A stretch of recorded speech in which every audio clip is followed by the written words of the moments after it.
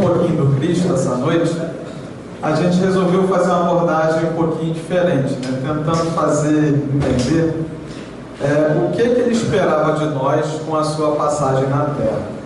É claro que muitas vezes, quando pensamos na vida do Cristo, a gente às vezes lembra daqueles feitos, né, dos chamados de milagres e tudo mais, das coisas incomuns que ele era capaz de fazer, mas certamente para ele isso aí era o mais banal.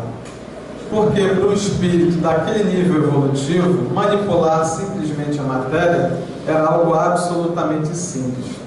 Mas o grande desafio que Jesus gostaria de trazer e trouxe para a humanidade era provocar uma nova forma de ver a vida. Tentar fazer com que os seres humanos buscassem uma razão para viver de uma forma diferente, mesmo com o nível de entendimento e o nível de vivência que se tinha naquele momento até então. E o próprio Cristo dizia o seguinte: eu não vim destruir a lei. É claro, quando ele falava de lei, não se referia apenas à lei mosaica. Ele sabia que a sua mensagem estava apenas sendo jogada para semear. Tanto que nós reconhecemos também a importância, depois de alguns séculos da doutrina espírita, mas naquele momento, a mensagem do Cristo é aquilo que já podia ser trabalhado, ainda que de forma rudimentar, naqueles seres encarnados, para que a gente pudesse entender um pouco mais e amadurecer um pouco mais. E naturalmente, Jesus tinha um conhecimento ímpar a respeito dos seres que habitavam a Terra até então. E quando ele falava com aquelas pessoas, certamente ele não estava se referindo àqueles hebreus encarnados, com aquela cultura, com aquele jeito de ser, com aquele jeito de pensar. Ele estava falando com espíritos imortais. Espíritos imortais criados por Deus para uma destinação muito maior do que simplesmente aquela vida naquele tempo. Então, certamente não esperava que todo o resultado do seu objetivo fosse alcançado apenas naquela existência de cada um deles, mas que eles pudessem começar a ver a vida de uma outra forma. E naquele momento, a relação do ser humano com a religiosidade era uma relação de muleta. Por quê? Porque o ser humano usava a sua visão da religiosidade, os hebreus principalmente, para poder aguentar uma vida que para eles era difícil, né? Foram subjugados pelo povo egípcio na época de Moisés, e mesmo na época do Cristo ainda estavam sob o jugo do Império Romano. Era um povo que sofria bastante, mas acreditava que aquele sofrimento haveria algo melhor para eles, porque eles acreditavam em Deus. E pelo simples fato de serem fiéis à sua fé, isso garantiria a eles algo bom do lado de lá da vida. Só que havia um pouco mais de informação, é claro, que eles precisavam entender. Ilimitado àquela visão do mundo, certamente Jesus precisava adequar a sua mensagem ao entendimento do ser humano. E o nosso limite realmente se restringe à nossa busca individual. Mesmo dentro dos limites daquele ser humano de lá de trás, se a gente comparar com os nossos limites de hoje, a nossa limitação está realmente relacionada também à nossa busca. Então a gente precisa tentar entender o seguinte: qual é a forma como eu vejo a vida? Era o que Jesus tentava fazer para aquelas pessoas. Estimular a pensar, estimular a repensar a vida além daquele cotidiano que cada um deles vivenciava até então. E é claro que, mesmo com uma visão religiosa, como nós também temos hoje, né, de certa forma, o ser humano ainda era recheado de hostilidade, preconceitos e paradigmas. Como assim? Primeiro, que eles se achavam um povo eleito, né? Eles diziam o seguinte: eu estou com Deus. Eles que não estão com Deus, eles estão ferrados, né? Porque eu estou com Deus e eu serei salvo de alguma forma. E mesmo assim o ser humano manipulava a sua religiosidade de acordo com as suas convicções humanas, de acordo com os seus desejos de até então. Só que nem isso também livrava eles do paradigma de repensar qual a sua visão de Deus, qual a sua visão com a lei divina, qual a sua visão com a lei natural. Por exemplo, Deus era bom, eles acreditavam que Deus era único e Deus era bom, mas ao mesmo tempo, se você contrariasse a lei, você seria castigado. Acho que coisa contraditória, né? Deus ser bom e ao mesmo tempo Deus castigar. Era aquela visão humana que nós tínhamos de Deus, e aí fazia com que a gente tivesse dificuldade de entendimento, e mesmo hoje nós às vezes temos dificuldade de entender não só a Deus, mas também com a mensagem do Cristo. Então a gente vai sempre tentar traçar o paralelo de quando Jesus dizia essas coisas e o quão atual a sua mensagem ainda permanece para cada um de nós, mesmo passado cerca de 20 séculos. E a gente já ter passado, como já sabemos, por algumas encarnações e ainda estarmos no caminho. Vamos lá então. Bem, Jesus entendia que a sua missão precisaria perdurar mesmo após a sua passagem terrena. Então ele dizia, por exemplo, eu vos farei pescadores de homens. Mas Jesus precisava contar com um recurso que era disponível. Homens simples, pescadores, homens do campo, que precisavam entender da melhor forma possível a sua mensagem e passar esta mensagem à frente. Então, a didática da sua mensagem precisava trazer essa correlação de maneira simples e objetiva para que eles entendessem, vivenciassem e passassem isso mais à frente. Mas a essência da mensagem do Cristo, como dissemos, não era para a vivência daquele momento. O grande valor da mensagem dele era o valor moral, o valor de reforma que cada um daqueles seres, cada um com a sua experiência de vida, deveria implementar na sua vida.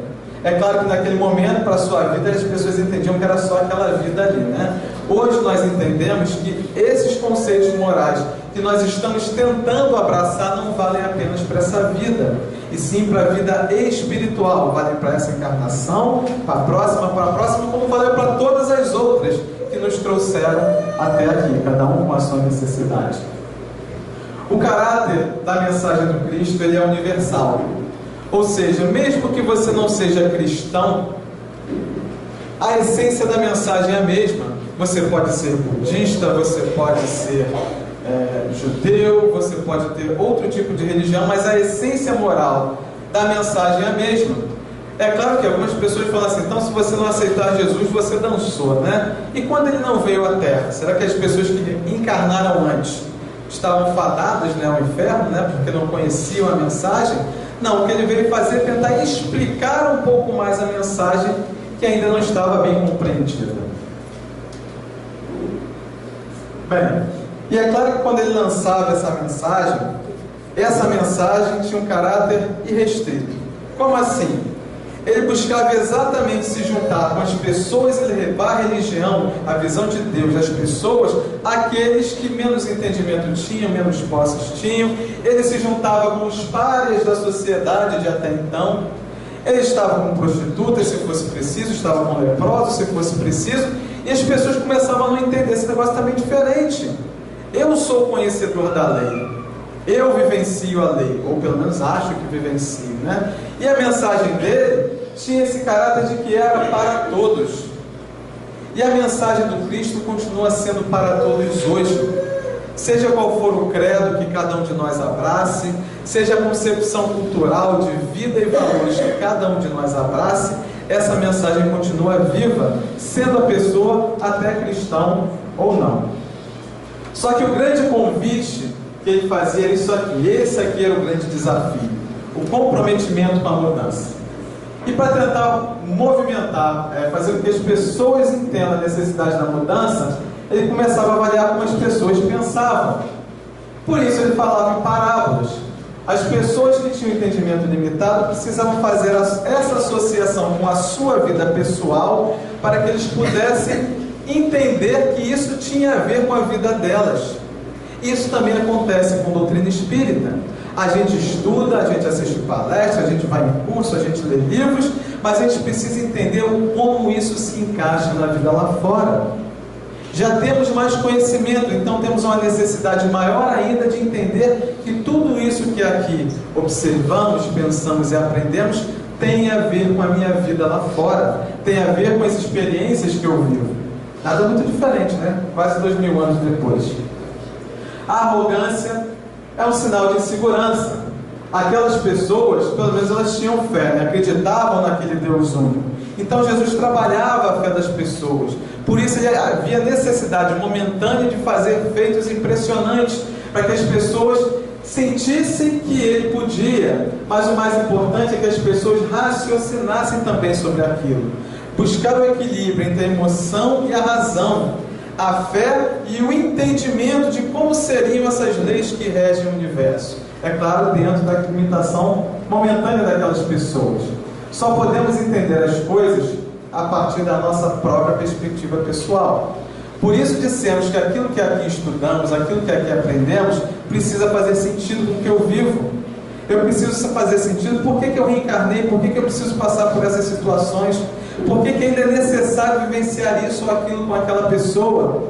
Se eu não assumir que eu tenho essa necessidade e que eu não associo isso ao entendimento que eu estou recebendo aqui, eu continuo meio perdido. Aprendemos as verdades mais profundas através dos nossos relacionamentos. Isso é uma coisa interessante, que quando ele falava as suas parábolas, ele contava geralmente uma história de alguém vivenciando essa história com outro alguém.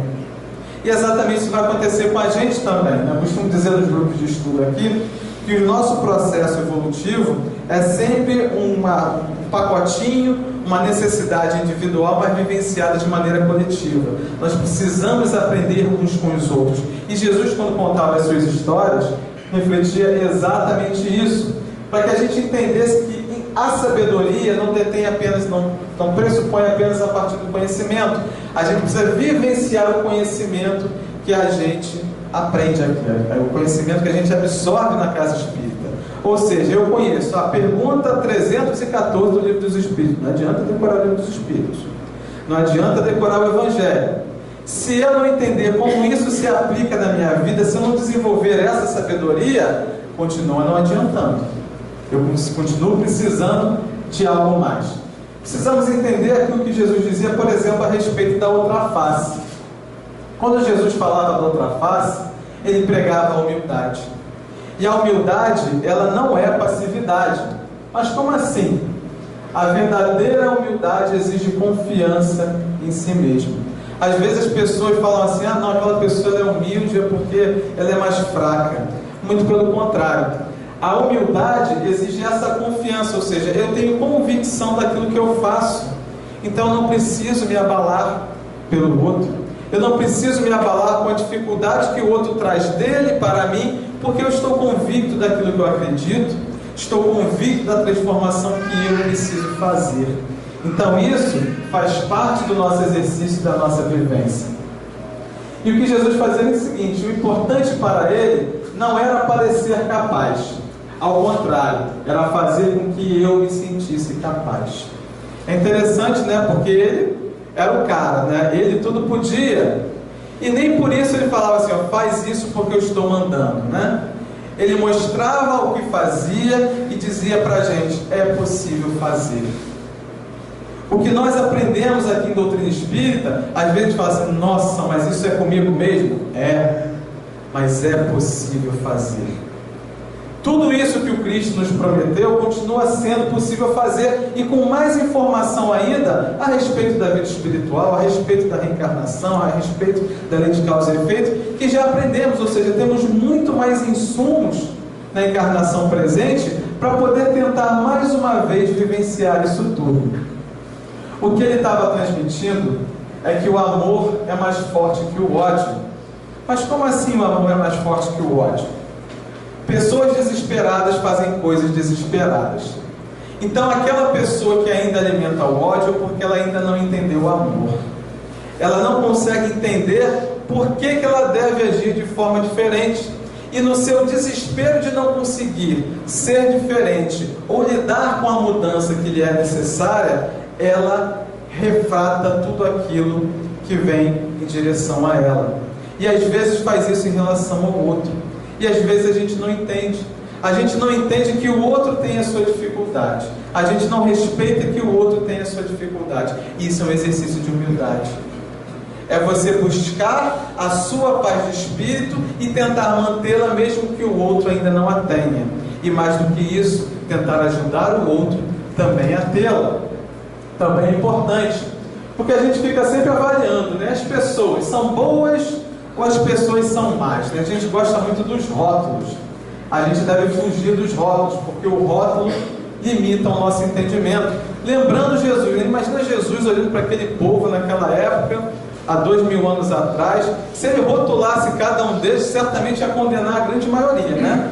Então, ó, do jeito que vocês estão aqui, ó, vocês vão arder no fogo do inferno, né? Sobrar muita gente para contar a história. Mas ele via uma potencialidade em cada um, porque ele não via naquelas pessoas aqueles seres encarnados, ele via espíritos que estavam ainda em situações equivocadas e por então precisavam entender um pouco mais e vivenciar um pouco mais esses conceitos. Então, na verdade, o que a gente está fazendo, na grande maioria das vezes, é repetir um ciclo vicioso de escolhas equivocadas. Veja bem, a gente está evitando aquelas palavras do erro, né, da condenação. Nós fomos criados para a perfeição. Se a gente não acreditar nisso, tudo isso, todo o restante desmorona. Se Deus não criou a gente por um propósito bom, se a gente acredita que Deus é bom, nos criou por um propósito bom, todo o restante se desmorona. Acreditar que um ser humano não é possível melhorar é acreditar que Deus errou. E se Deus errou, Deus não é perfeito. Agora, se Deus criou cada um de nós e cada um de nós apresenta uma dificuldade pessoal nesse momento, é porque ainda temos um potencial, mas também uma necessidade de correção. Precisamos, através desse mecanismo reencarnatório que ainda estamos, né, quebrar esse ciclo. E como se quebra esse ciclo? Tentando vivenciar de maneira diferente. A gente fala muito do problema dos outros, né? E a gente para perceber qual é o nosso problema. A gente fala assim, mas o outro precisa resolver isso, mas o que eu preciso resolver? Como dissemos, né, o processo é individual vivenciado de maneira coletiva. Eu tenho que resolver primeiro o meu problema, o meu processo, para que eu possa aí sim tentar entender o outro com um pouco mais de propriedade. E às vezes a gente se esconde, né? A gente tem vergonha de ser humano. Às vezes a gente tem vergonha de se mostrar fraco, né? Todo mundo quer parecer forte, todo mundo quer parecer bem. E às vezes essa nossa necessidade de parecer uma coisa que nós não somos, faz com que a gente se afaste da nossa necessidade. Faz com que a gente não perceba exatamente aquilo que precisamos enxergar. A oportunidade do aprendizado. Onde está a minha necessidade de ser diferente? Então não adianta fingir uma coisa que eu não sou. Eu preciso desenvolver o sentimento de ser do jeito que eu gostaria. Aí sim eu começo a vivenciar e entender. Aí Jesus trazia várias frases para a gente tentar mudar de posição, tentar ver a vida de outra forma. Ele falava, os últimos serão os primeiros. Fala assim, não é possível, como é que o último vai ser o primeiro? Eu preciso mudar essa minha forma de ver a vida. Eu preciso me permitir enxergar uma coisa fora desse pacotinho de valores que eu mantenho até hoje. Será que a vida pode ser de uma maneira diferente da forma como eu entendo hoje? Será que eu estou realmente entendendo a mensagem do Cristo? Será que eu entendo que a mensagem do Cristo, ela existe ainda viva e tão atualizada para a minha presente encarnação? A gente precisa fugir um pouco disso. Jesus e o poder para mudar o mundo, né? Alguém fala assim, então Jesus era tão bom assim, por que ele não mudou o mundo de uma vez, né? Exatamente porque Deus nos criou para aprendermos através das nossas próprias escolhas. Jesus fazia aqueles milagres maravilhosos, mas Jesus não mudava as pessoas. Jesus não vai nos mudar. Deus não vai nos mudar, porque Deus já nos criou com o propósito de que a gente trabalhe pela nossa melhora, para que a gente vivencie essa melhora, para que a gente tenha a plenitude de dizer, eu sou desse jeito, de um jeito bom, de um jeito um pouco melhor, pelo menos, do que eu era ontem. Mas a gente não quer mudar, a gente evita de crescer, né? A gente precisa ter o entendimento de que é necessário crescer, né? E a mudança geralmente é um hóspede que a gente não gosta de receber na nossa vida. O ser humano geralmente, ele é avesso à mudança. Ele é avesso à mudança e não sabe lidar com o seu passado, não aprende com o seu passado.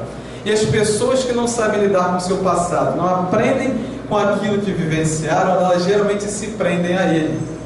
Porque vivenciamos novas experiências e trazemos à tona os mesmos sentimentos que nos traziam desconforto lá atrás. Crescer não é crescer apenas fisicamente, mas é crescer no nosso processo de escolha, se permitindo algo diferente. E aí a psicologia nos diz o seguinte, fala um pouco dos processos organizadores. Quando eu estava pesquisando sobre isso, eu tentei entender também o que era. Ela falava o seguinte, que a gente, para tentar entender o mundo, a gente vai desenvolvendo crenças. Crenças a respeito de nós mesmos e crenças a respeito de como nós vemos o mundo. nós vamos dando interpretações para que fique mais palatável, que eu possa tentar conviver melhor com aquilo que está exterior ao meu eu. E o curioso é que esse processo se desenvolve em mim de maneira diferente que se desenvolve em você, em você, em você, e ao mesmo tempo vivemos no mesmo mundo. Devemos desenvolver esse entendimento do mundo, não do jeito que eu quero que ele seja, mas do jeito que ele realmente é. E isso dá trabalho, né? As pessoas sábias são aquelas que estão abertas a novas ideias. Ou seja, se eu continuar achando que o mundo é do jeito que eu penso e assim, desse jeito e pronto, já era. Eu continuo sem mudar. Eu preciso me permitir pelo menos ouvir. Eu preciso me permitir aprender com o outro. Eu não sei tudo, por isso estou convivendo com pessoas que também têm algo a me ensinar, têm algo a me acrescentar, algo para trazer para a minha vida e que eu aprenda com isso. E eu da mesma forma estou aqui pelo mesmo motivo, para oferecer um pouco de mim na vida das pessoas. Então é impossível eu crescer sozinho. Não tem alternativa, porque eu preciso do outro na minha vida da mesma forma que o outro precisa de mim. E a gente se afasta desse conceito. A gente acha que o mundo tem que ser do jeito que a gente quer e continua se perdendo. E o conhecimento de nós mesmos é fruto desse crescimento pessoal. Eu consigo entender melhor o mundo na medida em que eu me conheço e convivo com o outro, me conheço e convivo com o outro, e vou tentando aprender. Esses princípios organizadores são até importantes para o meu desenvolvimento, porque eu preciso tentar fazer alguns conceitos a respeito da vida, mas é errado fechar a mente à mudança. Eu preciso entender o seguinte: se eu sou um espírito imortal, fadado à felicidade, destinado à felicidade, mas que eu ainda estou no caminho, é sinal de que a mudança faz parte do meu processo. Então, se prender a um conceito de a vida é desse jeito porque eu quero e pronto, não, tem que tentar entender. Se eu estou batendo a cabeça na parede, se eu estou sofrendo, se eu estou buscando as coisas equivocadas, o que Deus está tentando mostrar para mim que eu ainda não entendi? Será que o mundo é do jeito que eu quero que seja, ou ele é do jeito que é? Porque o jeito que é o jeito que Deus criou. Se Deus é perfeito, Deus criou o mundo de maneira perfeita para que eu entenda essa perfeição. Não que eu fique lutando contra a vida, achando que o mundo tem que ser do jeito que eu quero. E Jesus também diz o seguinte: deixe os mortos enterrar seus mortos. A gente vai trazendo esses conceitos, vai trazendo algumas frases que a gente vai fazendo essa correlação. Deixe os mortos enterrar seus mortos.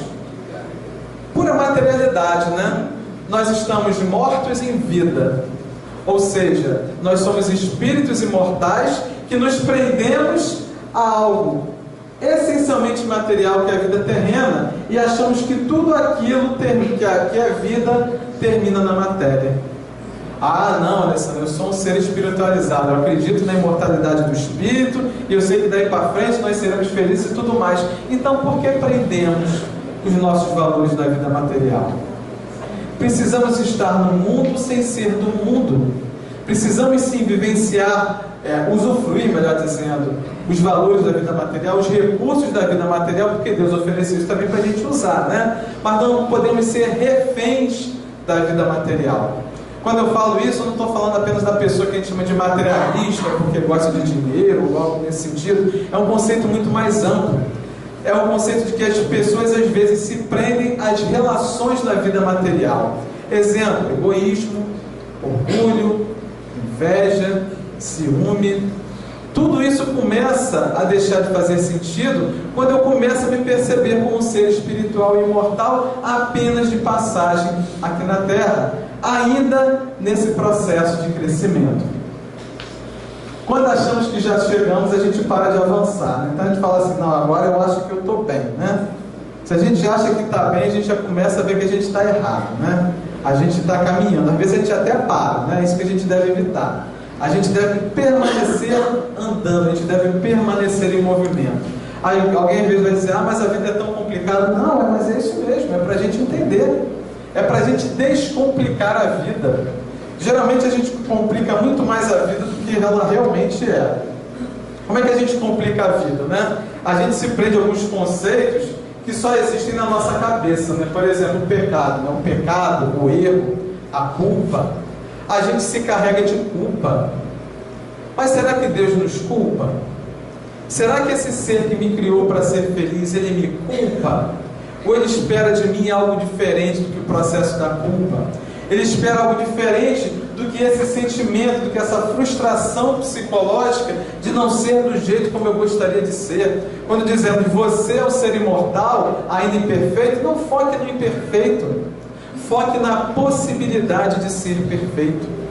Foque no potencial que cada um de nós tem para atingir aquilo que queremos. Nós temos essa possibilidade. Quando Jesus falava do filho pródigo, ele estava falando um pouco do egoísmo também, porque aquele filho, que ficou com o pai naquela história, ele falava assim, eu estou com o pai, eu estou com o pai, eu estou bem, o outro lá o desertou, virou as costas para o pai e foi embora. E ele ficou impressionado quando o pai o recebeu aquele irmão dele que tinha abandonado, voltando para casa e fez uma festa. Falei, caramba, eu que estou do lado do cara aqui o tempo todo, o outro se manda, perdi metade da herança, gastou tudo, o cara volta e faz uma festa para ele. O que é isso? Isso é egoísmo. Ou seja, a gente não entende ainda qual o propósito de Deus. A gente fica pensando, por que a vida do outro é diferente da minha? Por que eu não posso ter a vida como o outro tem? Porque eu tenho necessidades diferentes de vocês. Porque eu criei necessidades diferentes a partir do meu processo de escolha. Não foi Deus quem criou essas necessidades, fui eu quem criei as minhas necessidades. São vocês que criam as necessidades de vocês. Mas o lado bom disso tudo é que esse pai vai estar sempre tentando restabelecer esses laços. Sempre nos aguarda de braços abertos. Quem agarrar-se à própria vida a perderá. Ou seja, aquele que se agarra a essa vida na matéria, só entende as coisas do ponto de vista dos valores desse mundo, não consegue transcender e continua na ignorância. E a ignorância nos leva ao sofrimento. E é disso que a gente precisa se libertar também. Então, nossa saúde mental depende da nossa capacidade de nos relacionarmos bem com os outros. Ou seja, lidar com aquele irmão era um aprendizado para aquele ser. Nós aqui, lidarmos uns com os outros, faz parte do nosso aprendizado. E eu não consigo desenvolver essa expectativa boa, esse sentimento bom, se eu não conviver com o outro. Mas o outro é difícil. Eu também sou. E enquanto eu não entender o quanto eu sou difícil, eu não vou enxergar aquilo que eu preciso melhorar. Eu preciso às vezes ver no outro coisas que eu preciso melhorar em mim, porque simplesmente olhando para mim eu não consigo. Então eu preciso ver isso no outro, eu acho ruim, então tem que ser diferente também. Eu não posso querer ser ruim se eu sei que aquilo é ruim. Da mesma forma, o contrário, quando o exemplo é bom, se aquele cara é bom, consegue ser feliz, eu vou tentar ser daquele jeito. A gente tem que sempre buscar uma forma positiva de verificar essa convivência. Para saber o que queremos, precisamos entender o que sentimos, Nessa relação de vivência com o outro, até com a gente mesmo, a gente vai vivendo, vai sofrendo, às vezes vai maldizendo a vida, e não se pergunta, por que eu me sinto dessa forma? Por que eu vejo a vida dessa forma? Por que eu passo por situações diferentes? Isso me traz de volta o mesmo tipo de sentimento. Eu preciso entender que processos funcionam dentro de mim que trazem à volta a mesma história, o mesmo sentimento. A culpa motivada pelo amor cura a mágoa. A culpa baseada no medo só faz escondê-la. A fé daquele povo lá daquela época de Jesus dizia o seguinte: não faça isso que Deus castiga. Aí as pessoas, não, eu vou fazer, rapaz. E eu fiz, cara, meu Deus, me perdoa. Porque se Deus não me perdoar, eu não entro no reino dos céus. Não é esse o caminho. O caminho é da minha consciência. Às vezes a minha consciência, sim, vai se sentir culpada. Não para que eu me martirize, mas para que eu reconheça o meu processo de equivocado, daquele ciclo vicioso, quebre esse ciclo e passe a vivenciar de maneira diferente. Eu torno a culpa um processo construtivo. E me faz crescer, principalmente se eu faço isso com amor.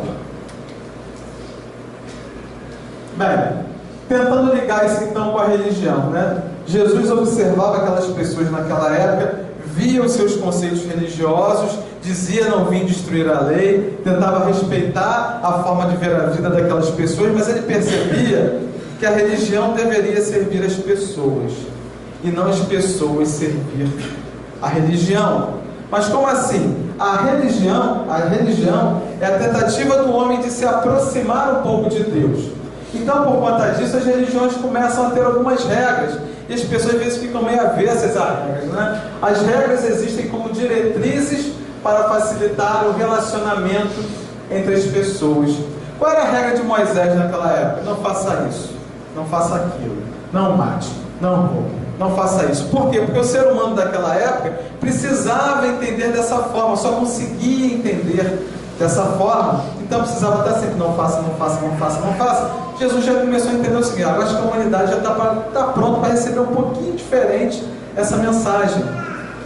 Dê a outra face, perdoe, reconcilie-te, ame, ajude, sirva, se coloque para servir, seja humilde. Opa, já é a mesma mensagem, porém trazida com um grau de amadurecimento maior, porque o ser humano passou a se permitir entender algo mais. Alguém fala assim: mas algumas religiões são muito ritualísticas, né? Os rituais religiosos podem ser positivos desde que nos lembremos do seu objetivo. Isso aqui é importante até para a nossa tolerância, né? Não é porque eu sou espírita que eu acho que eu sou melhor do que os outros. Cada um está no seu momento.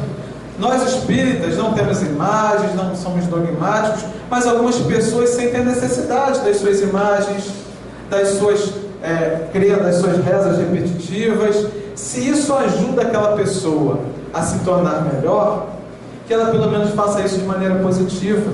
Então, se esse ser conseguir vivenciar a mensagem do Cristo, mesmo não sendo cristão, ou seja, tendo a essência da mensagem, esse espírito vai evoluir, mesmo não sendo cristão. Eu não sou dono da verdade. Nós espíritas não somos donos da verdade, mas temos bastante informação para fazermos um bom uso a nosso favor. Os rituais favorecem o amor, mas eles não o substituem. E isso é a essência. O problema do ser humano é ficar ritualístico demais e perder a essência. E a essência é o amor, né? E o próprio Freud, né, já que ele está falando um pouquinho até de psicologia, o próprio Freud ele era um pouco avesso a essa questão da religião, porque ele via que a religião limitava, até então, né, o entendimento das pessoas a respeito da vida cotidiana. As pessoas ficavam bitoladas. Mas ele não percebia que era possível você ver a visão religiosa, mas de uma forma coerente, de uma forma racional, como nós hoje pregamos a fé raciocinada. Não aceite por aceitar. Pense, avalie tudo aquilo que você escuta. Por exemplo, nessa noite, pegue isso e avalie se isso é coerente, se isso teria a ver, por exemplo, com o propósito de Deus na minha vida. Eu preciso buscar coerência naquilo que eu acredito. Então eu posso ter a minha religiosidade sim, desde que eu busque coerência e não fanatismo. E Jesus dizia o seguinte também, vai primeiro, reconcilia-te com o teu irmão, e então volta para apresentar a tua oferenda. A religião é importante, mas se a gente não fizer a essência do propósito de aqui estarmos, que é reforma íntima, conviver bem com o outro, ajudar o outro na medida do possível, você pode ser espírita que não vai adiantar nada. Você pode viver dentro de uma instituição religiosa que você continua desperdiçando a oportunidade de estar aqui reencarnado. Precisamos fazer muito mais do que isso. E mesmo aqueles que se perdem, né, que às vezes nem isso procuram, às vezes procuram soluções ou fugas em outras coisas, né? Falando um pouquinho de vícios, né? A gente fala assim, mas pô, a pessoa então ela não tem visão religiosa, ela busca felicidade em outras coisas. Até que alguns exemplos, né? Sem imagem acho que já diz muita coisa, né?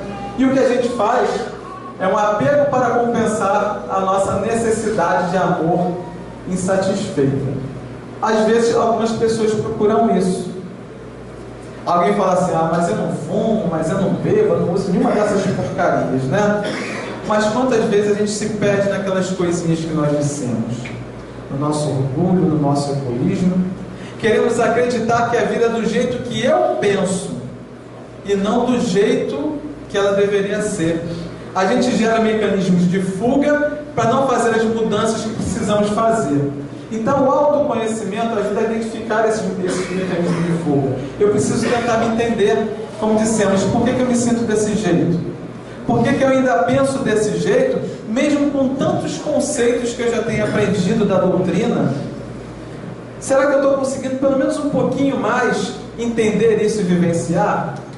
Eu preciso trazer isso um pouco mais próximo do meu dia a dia. Os seres humanos somente ficam satisfeitos quando experimentam o que é autêntico. E isso aqui explica um pouco daquilo que a gente vivencia e se perde. Quando a gente coloca os nossos valores do mundo, fala assim: o que é felicidade? Felicidade é isso aqui, aí você conquista. Ih, rapaz, gostei, mas não está me preenchendo não. Aí você passa a querer outra coisa. Gosta daquilo, mas depois aquilo não me preenche. Enquanto a gente está procurando coisas que preenchem a gente materialmente apenas ou momentaneamente, a gente vai até ter satisfação, mas uma satisfação momentânea. A gente precisa focar o nosso objetivo em algo que traga uma satisfação que seja duradoura, que seja uma satisfação não condicionada. Aí eu vou ser feliz se eu tiver isso, eu vou ser satisfeito, vou estar satisfeito se eu conseguir aquilo. Como eu faço para eu me sentir bem? Como eu faço para entender como eu posso ser feliz? Eu posso ser feliz. O que eu preciso fazer para que eu consiga ser feliz? E não o que eu tenho que ter para eu ser feliz. É um movimento de dentro para fora. Aqui só como exemplo, por exemplo das drogas, as drogas confortam com a falsa sensação temporária de segurança. A gente quer se sentir seguro, a gente cria um mundinho só nosso, através daqueles princípios organizadores. Não, o mundo é desse jeito, o mundo é desse jeito. E se não for? E se eu tiver que descobrir que o mundo não é exatamente do jeito como eu imaginava? Será que isso é ruim? Será que é ruim ter que passar por essa experiência? Se o resultado for bom, eu diria que não, Ser capaz de enfrentar problemas não é o mesmo que resolvê-los. Isso, de novo, diz respeito àquilo que nós vivenciamos na casa espírita. Nós dissemos que nós somos seres perfectíveis, capazes de sermos perfeitos. Deus nos criou assim. Porém, recebemos também as informações a respeito da doutrina, todos esses conceitos que aqui aprendemos. Isso nos torna aptos. Mas isso não traz a solução. A solução se traz através da ação, através da vivência. Não tem como fugir disso. Não vai ser lendo mais 10 livros, mais 50 livros. É legal, é importante, o conhecimento é importante. Mas não existe aprendizado sem vivência. Sem sentir, ou melhor, aprender aquilo que se sente através da experiência própria. Não tem jeito. A gente vai continuar tentando e continua não se achando. A gente precisa se achar, a gente precisa se conhecer, conhecendo a si mesmo. Às vezes eu ouço aqui na casa essa frase aqui, essa frase não é de Jesus, essa frase é nossa. Minha vida era muito mais fácil antes de eu me tornar espírita. Eu estou no grupo de estudo aqui com a mesma turma já pelo 3º ano, O pessoal fala: rapaz, cada ano que passa vai ficando mais difícil, Por quê?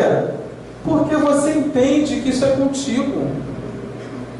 Você entende que você não vai jogar os seus problemas nas costas de outra pessoa. Isso é contigo.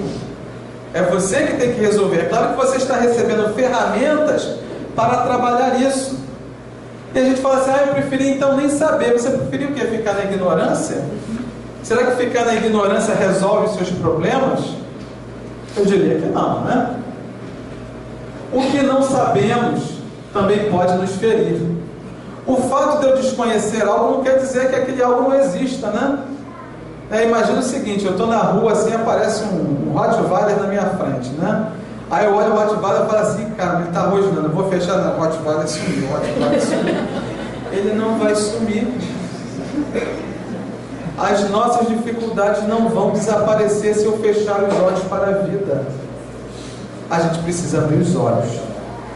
Não só os olhos para esses conceitos, mas os olhos para a minha vida espiritual. Entendendo o ser imortal que eu sou, eu vou começar a me entender melhor. Precisamos ter esse equilíbrio entre a razão e a emoção, através desse processo de entendimento. A mudança duradoura acontece somente de dentro para fora, No grupo de estudo, outra frase que eu falo muito para eles é o seguinte: que tudo acontece na nossa vida, aqui do lado de fora, eu digo que são cenários. Por que cenários? Porque são experiências que eu passo do lado de fora de mim para que eu possa trabalhar algo dentro de mim. Daí a necessidade de eu estar com os outros, e os outros precisam fazer parte do meu cenário, como eu preciso fazer parte do cenário deles. Mas não existe nada externo que vai fazer eu me mudar. As experiências que eu vivo no meu mundo exterior me ajudam a trazer isso para dentro de mim, trabalhar isso nos meus valores, e aí então eu decidir se vale a pena ser diferente ou não. É um processo de decisão individual. Precisamos ter a conscientização de que esse processo é irreversível, né? As pessoas não sabem o que é pior: descobrir que precisa melhorar, descobrir que é responsável pelo processo de melhora, e na vida diz o seguinte: ó, não tem volta. Alguém fala, então eu vou deixar de ser espírito. Não resolve também. Não resolve. O que resolve é fazer aquilo que precisa ser feito. O que resolve é tentar ser um pouco melhor. Ah, é difícil? É. Ninguém vem esse mundo para fazer o fácil. Nem eu estou aqui, né? Eu estou aqui, você não sabe como é difícil falar para esse monte de gente que está aqui na frente, né? Mas a gente vai tentando. Precisamos entender também os nossos sentimentos. Pois aquele que se fizer humilde como uma criança será o maior no reino dos céus. A gente fala assim, a humildade de uma criança, né? Aquela sinceridade que a criança tem. A sinceridade com aquilo que quer, a sinceridade com os seus valores. Uma criança não tenta se enganar como a gente tenta. As crianças, ela busca sempre a solução mais simples. E geralmente o óbvio é o mais simples, mas a gente complica. A gente cria mecanismos muito mais desnecessários do que necessários. A gente costuma dizer que isso que eu estou passando é problema da vida passada. Na grande maioria das vezes não é. Nós criamos mazelas nessa própria encarnação. E a gente que já veio com um pacotinho para resolver, continua carregando mais ainda esse pacote de maneira totalmente desnecessária. O que sentimos no coração determina quem somos. E aí não adianta me martirizar. Eu estou me sentindo bem, eu estou feliz, eu estou em paz, eu sou um ser humano em paz? Ah, de vez em quando. É o que geralmente as pessoas vão responder, né? Então é nesse de vez em quando eu não estiver em paz, é exatamente esse momento que eu preciso fazer a minha reflexão. É exatamente esse momento que eu preciso fazer a minha busca, avaliando o que eu sinto, avaliando o que eu sou. Não se perturbe o vosso coração, confiai em Deus, confiai também em mim. Olha como é que o Cristo colocava, né? Você é capaz, eu estou com você. A espiritualidade está conosco. A gente precisa apenas se abrir. A gente precisa se permitir. Estar aqui novamente é para dar certo, não é para dar errado. Mas para dar certo, a gente precisa fazer a nossa parte. Para dar certo, às vezes a gente precisa pedir para alguém: me ajuda, eu preciso do outro. Seja desse lado da vida, seja do lado de lá, eu continuo precisando do outro. O sofrimento, ele é tolerável se não tivermos que suportá-lo sozinhos. Mais uma importância de estarmos juntos, com todas as dificuldades que temos. Não é só pegar a nossa família, né? Família de ninguém é perfeita, né? Sempre tem aquelas dificuldades, né? Mas a gente quer se afastar deles? São os nossos amores. Do jeito que são os nossos amores. E nós tentamos amá-los com todas as dificuldades. E quando reencarnamos, encontramos até os nossos desafetos na nossa família, exatamente para exercitar o amor. Exatamente para que eu possa rever meus conceitos com ele possa rever comigo, e eu possa me permitir amar. Eu possa me permitir sentir tudo aquilo que eu aqui estou aprendendo na casa espírita. Conhecendo o seu inconsciente. O nosso inconsciente é o jeito que a nossa mente tem para evitar que pensemos a respeito de tudo de uma só vez, né? É exatamente como acontece na reencarnação. Mas eu não lembro o que eu fiz no passado. Ainda bem que não lembra. Vai com calma. Pacotinho de cada vez, né? Então a gente vai guardando aquilo lá e vai trazendo aos poucos, na medida em que a gente desenvolve essa capacidade de resolver os problemas.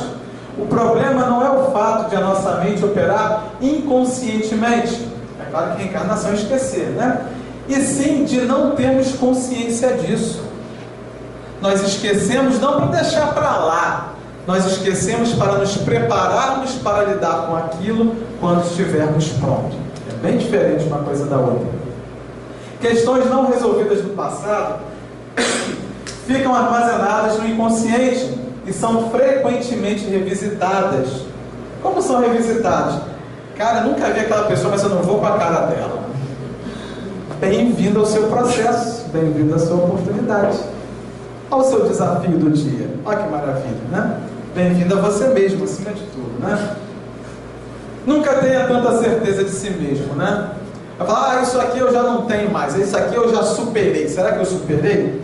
A vida vai mostrar se eu realmente superei, né? E Jesus faz algo interessante. Jesus frequentemente desafiava aqueles que tinham uma maneira rígida de pensar, aquele que tinha uma certeza sobre as coisas.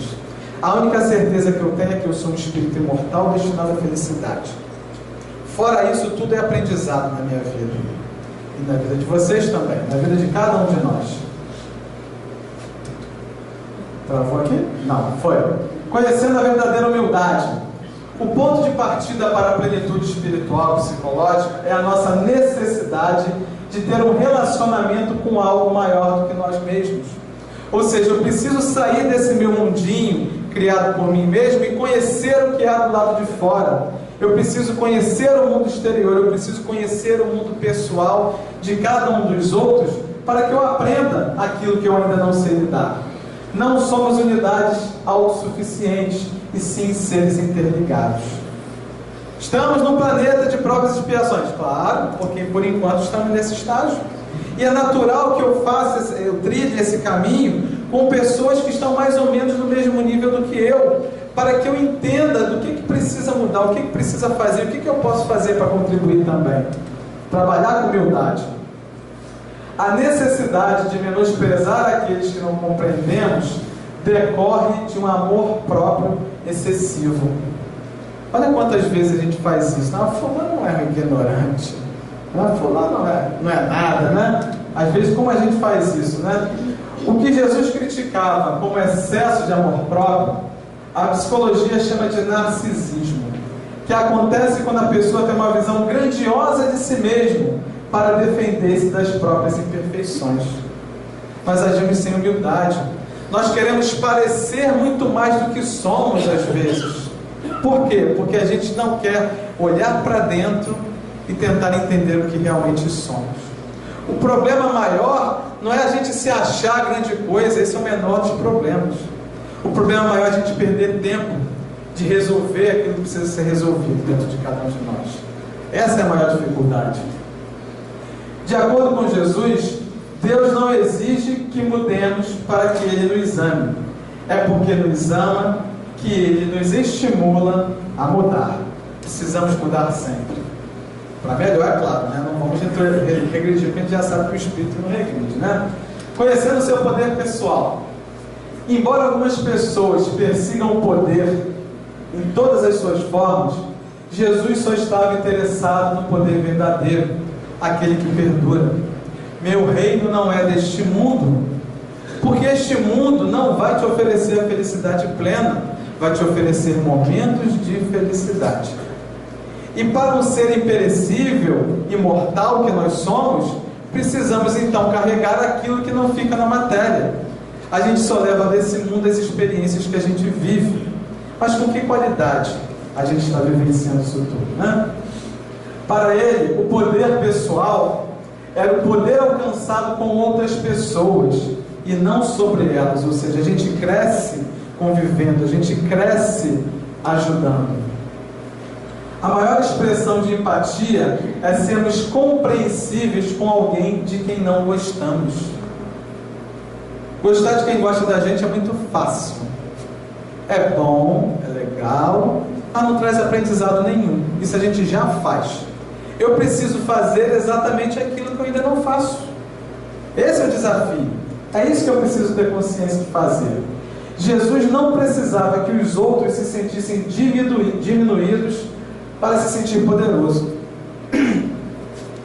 Ele tinha plena convicção do que era, e nem por isso ele diminuía o outro. Ele dizia o seguinte, mais do que isso: a confiança fortalece, ao passo que a arrogância subjuga. Como assim? Vamos tentar entender então isso. Eu preciso entender qual é o meu verdadeiro valor. Qual é o meu valor, né? Para que eu não me sinta diminuído diante das situações da vida. Aquele de vós que estiver sem pecado, que atire a primeira pedra. É uma frase conhecida, né? Opa, e eu faço isso. Não dá. Não dá para jogar pedra. A gente precisa olhar para dentro e perceber que eu não sou imperfeito, mas não dizer o seguinte, assim, então eu não sou imperfeito, então não posso fazer no outro uma coisa que eu mesmo não faço, eu mesmo não resolvo, eu preciso resolver dentro de mim. Não posso criticar aquilo que eu também faço. Por que eu insisto em criticar uma coisa que eu também faço? Ou às vezes faço de maneira parecida? Quanto mais tomamos consciência de nossos sentimentos e os entendemos, mais podemos mudar de ideia e mais profundamente somos capazes de perdoar.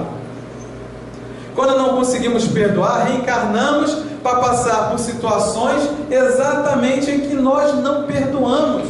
Não para que a gente sofra, mas para que a gente entenda o porquê disso. Para que a gente entenda a necessidade que eu tenho, não de sofrer, mas de me libertar do sofrimento voluntário que eu mesmo crio. Esse é o objetivo. O perdão remove os ressentimentos que nos impedem de desenvolver nossa espiritualidade.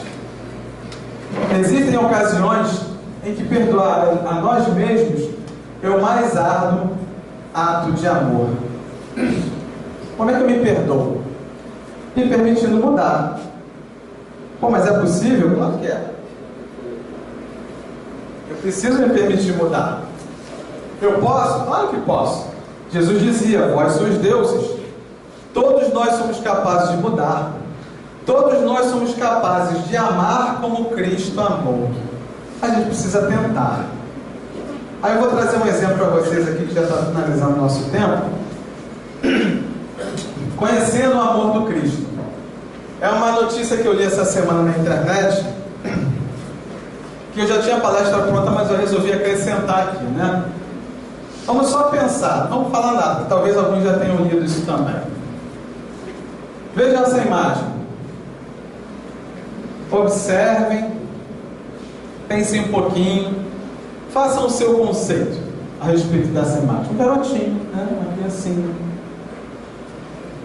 Perguntem, vocês seriam capazes de matar essa criança? Que choque, né? Vamos matar essa criança? Que conceito absurdo, Alessandro. Jornal pergunta, você mataria o bebê Adolf Hitler? O bebê Adolf Hitler numa reportagem na internet. Recentemente o New York Times fez uma pergunta polêmica das redes sociais da internet, que está dando o que falar. Se pudesse voltar no tempo e matar Hitler ainda bebê, o que você faria? Agora vocês sabem quem é essa criança. Vocês sabem o que aquele espírito fez. E aí? Só dando a resposta da pesquisa para vocês. 42% disse, sem pestanejar, eu voltaria lá e mataria essa criança. 30% não. 28% não estou bem certo, mas na hora de lembrar quem era, apertar o gatilho, provavelmente. Esse é o nosso estágio. Por isso precisamos reencarnar. Por isso precisamos esquecer. Por isso lidamos apenas com aquilo que a espiritualidade entende que já dá para ser, já dá para encarar. Finalizando então, uma continuidade exatamente daquela história daquela mulher que ia ser apedrejada. As pessoas falam, quem de vocês não tem pecado que atire a primeira pedra? Todo mundo saiu, né? Mas poucas vezes a gente para prestar atenção no final da lição do Cristo. Cristo deu uma lição de moral para aquelas pessoas que foram embora, mas depois, no silêncio, apenas com ela, ele dizia, mulher, onde estão os teus acusadores? Eles foram embora, eles sumiram. Então vai, não peques mais. Aqui estamos nós, reencarnados. Onde estão os nossos acusadores? vá e não peques mais. Absorva essa oportunidade e faça a diferença, faça valer a pena. O único mal a temer é aquele que ainda existe em nós. Onde estiver o vosso coração, o vosso tesouro, aí também estará o vosso coração. Avaliem, pensem a vida, mas principalmente façam a diferença. Muito obrigado, uma boa noite.